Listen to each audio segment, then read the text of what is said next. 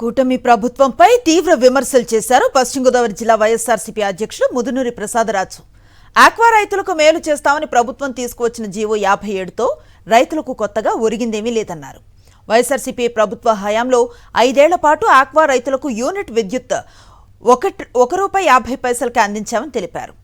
3 నెలల క్రితం ఇచ్చిన జీవోను అమలు చేయకుండా రైతులు రోడ్డెక్కి పోరాటం చేసిన తర్వాత మళ్లీ కొత్త జీవో తీసుకువచ్చి ప్రభుత్వం ఆర్భాటం చేస్తోందని విమర్శించారు.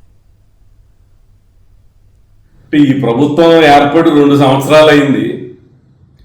ఈ 2 సంవత్సరాల్లో మొన్న రైతులు రోడ్డెక్కితే మేత రేట్లు పెరిగాయని,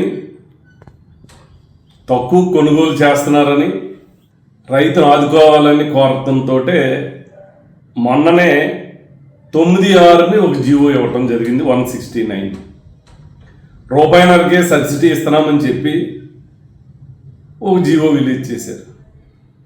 మరి 3 నెలల కాలంలోనే మళ్ళీ ఎందుకు జీవో రిలీజ్ చేయవలసి వచ్చింది? ఆ జీవో రిలీజ్ చేసినప్పుడు చెప్పుకున్నాం, మీరు రైతులకు మేలు చేయటానికన్నా రైతులను మోసం చేయటానికి ఈ ప్రభుత్వం ప్రయత్నం చేస్తూ ఉంది. మీరు ఇచ్చినటువంటి జీవోలో పవర్ ఫ్యాక్టర్ పెట్టున్నారు.